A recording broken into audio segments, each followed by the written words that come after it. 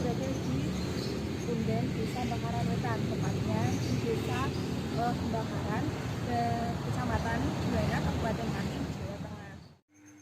Nah, kali ini kita akan membahas atau menceritakan tentang adat yang ada di tempat ini. Nah, apakah ada hubungannya dengan masyarakat Desa Bakaran Wetan dan juga tempat ini? Nah, mari kita simak selanjutnya. Ya, ini adalah Punden Desa Bakaran Wetan. Mbak Basir mengatakan kalau dia bercerita menggunakan ilmu tafsir. Kemudian beliau juga masih sering mencari tahu tentang punden tersebut, atau istilahnya beliau sering sowan untuk mencocokkan apa yang ditafsirkannya dengan tafsiran para kiai lainnya. Menurut Mbah Basir, asal-usul Desa Bakaran dimulai dari seseorang yang bernama Nyi Sabirah atau Kiai dari Cebolak yang menyatakan nama tersebut yang benar adalah Nyi Swabiro. Nama tersebut adalah nama Arab yang terdiri dari huruf Shod, Ba, dan Ro. Namun, karena lidah orang Jawa menjadi Basirah, beliau berasal dari Keraton Mojosongo Solo. Kemudian mengajak kakaknya untuk pergi ke wilayah pesisir utara, dan kakaknya menyetujui. Kakaknya di sini adalah kakak seperjuangan, bukan kakak kandung. Kemudian beliau membersihkan tumbuhan-tumbuhan yang ada di tempat itu, atau kalau dalam bahasa Jawa namanya dibabati. Kemudian Nyi Basirah membakar tumbuhan yang sudah dibabat tersebut beserta sampah.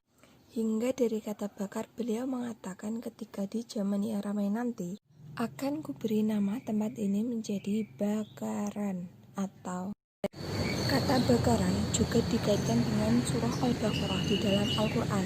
Di utara jalan Desa Bakaran dulunya adalah laut, namun sekarang sudah menjadi desa. Ketika membersihkan tempat tersebut, Nyi Sabirah menemukan sumur. Kemudian di dekatnya sudah ada batu-bata merah. Sumur tersebut dinamakan Beli. Beli yaitu sumur ajaib.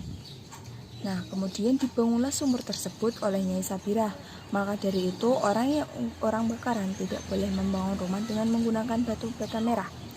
Jika ada yang mencoba membangun rumah dengan menggunakan batu bata merah, maka orang yang tinggal akan terkena malapetaka.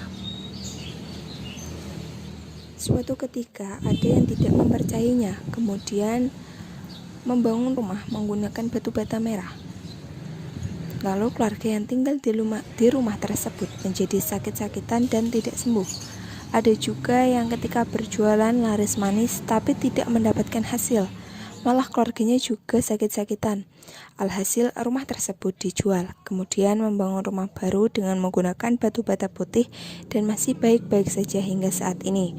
Pantangan yang kedua, warga Desa Bakaran harus melaksanakan syukuran di Punden Nyi Ageng Sabirah sebelum melaksanakan hajat, contohnya khitan atau nikahan, dengan catatan tidak menggunakan ayam. Sebab menurut keterangan Mbah Basir, dulu Nyi Sabirah pernah tarung ayam dengan Dampok Awang. Kemudian ayam Dampok Awang mati. Namun Dampok Awang belum menerima kekalahannya, sehingga Nyi Sabirah menyiramkan air bakaran ke kapal milik Dampok Awang hingga terpecah belah menjadi 4 bagian dan menjadi pulau yang sekarang kita kenal sebagai Pulau Seprapat. Pantangan ketiga, ketika memasak tidak boleh dicicipi, karena menurut Nyi Sabirah, dengan mencicipi sama saja memberikan makanan sisa pada tamu. Namun yang tidak boleh dicicipi hanyalah makanan untuk kenduren atau untuk syukuran saja. Nah, aturan yang keempat, ketika ada seorang pengantin setelah ijab kabul harus mengitari punden atau dikatakan sebagai mubeng punden dengan didampingi oleh juru kunci. Pengantin masih lengkap memakai baju pernikahan, mengelilingi punden sekali dan tidak boleh mengenakan sandal, dengan posisi laki-laki di depan dan perempuan di belakang. Hal ini dilaksanakan sebagai bentuk penghormatan kepada Nyi Sabirah untuk meminta restu.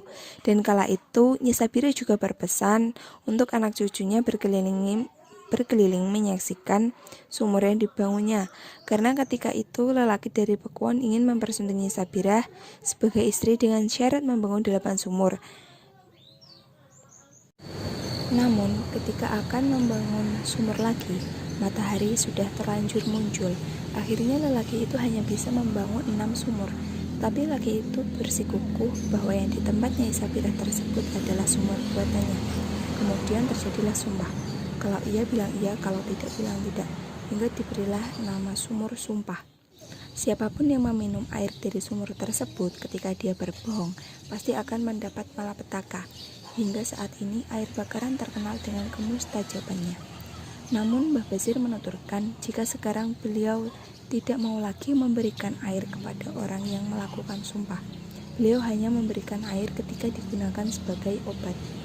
Aturan yang kelima, ketika bayi baru lahir harus sowan ke tempat Nyai Sapirah dengan menebarkan uang receh yang ditaruh di dalam mangkuk dengan beras kuning yang digunakan untuk udik-udik atau menyebar uang receh.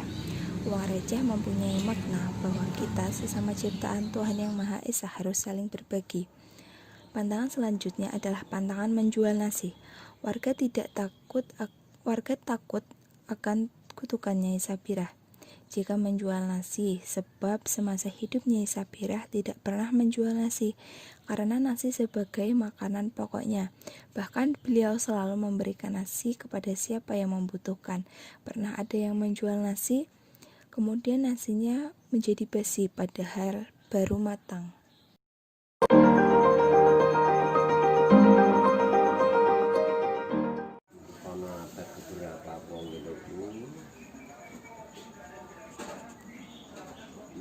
Kelahiran saking Mojosongo Kraton Solo. Mojosongo kalau wau Mojosongo itu jangan mau ngain sentarangan. Miturut saking kami kode tafsir wau dalang mantep biyen yoga arep main teng bakaran. Miru kula dalan iku ya kami kode diparingi Allah. Samunipun wonten yoga kala wau dening mancing saking Mbah Nyai niku ana Mojosongo Solo.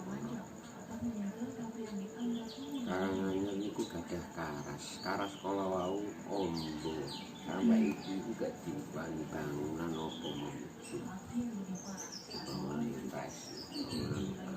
dari desa atau sekolah enggak dibebeti wong-wong masjid dheweke iki tangga iku ora roh niku dibebeti iki sing ngupahi sapa iku gak roh ning kelahiran kono. Jebul kene bakaran iki Mbah mriko niku mungkin tak kira ora kelahiran niku mau lah entah iki Jawa.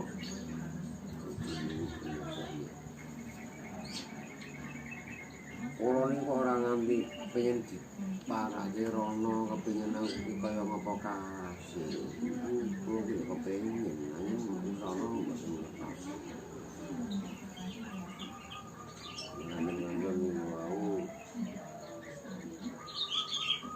Samunipun mekaten banjur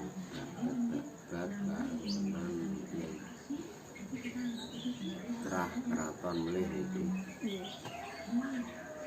Ki Ageng Pengging barang kuwi ya ngurmati si kakake jenenge mau ora kakak sekandung untuk seperjuangan ayo Kak dari pesisir. Aku tanggal di Pak Tilas ayo. Pesisir daerah utara iki zaman biyen segoro niku sudah kaya. Jalan ini juga sampai Mawar baru. Segoro sampai.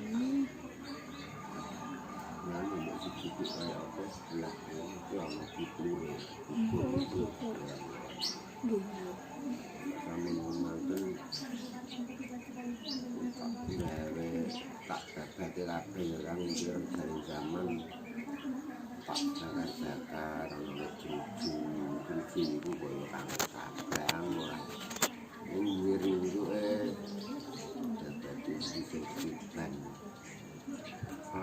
tak bakar wae anakku.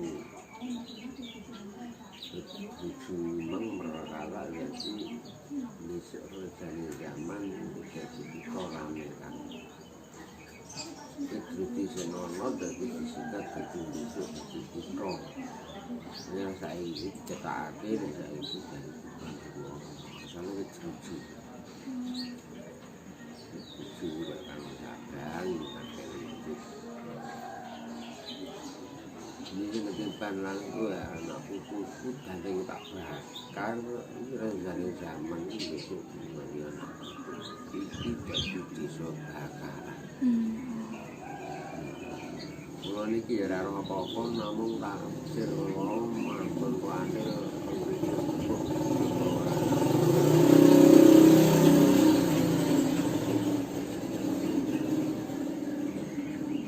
kakake mau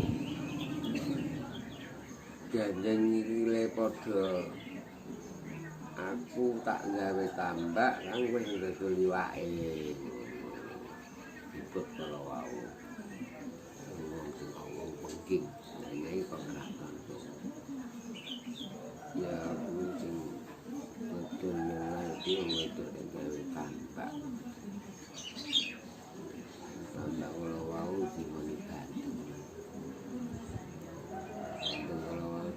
mulane wong ketarik iki saben-saben pembakaran sing gawe tambak sing gawe indang kakake iki daerah Solo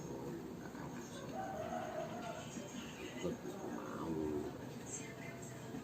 dikaitkan dengan wau sing tambahan. Terus niku sejarahnya punden wonten punden niku pripun? Sing bakaran wetan mau saka ana bakaran kulon niku daerah ana Banten Serang. Banten Serang madun mriki terus melu Dagu. Lan banjur iki kedawa kok dadi sake bakaran iki. Lah nek sing udah dikut dikemang dibagi alit dadi mbah tarik jadi tidak lagi bisa bakaran bakal dibakar-bakar babat wau jadi bisa banjur bakaran keterkan Banten Serang gimana separuh ini tak paling separuh bisa ini bakar wetan sebab apa diarani bakaran kalau wau dari kaya suci ditafsirne nang kaya al-baqarah sisi sana Quran nyatane bareng ngono babat-babat ono belik didandani belik kalau wau asale ya niku ora wis ono bato merah Belik niki lho. ini sumur banyu didandani maknya buyut sumur kala wau bakaran wetan ana sumur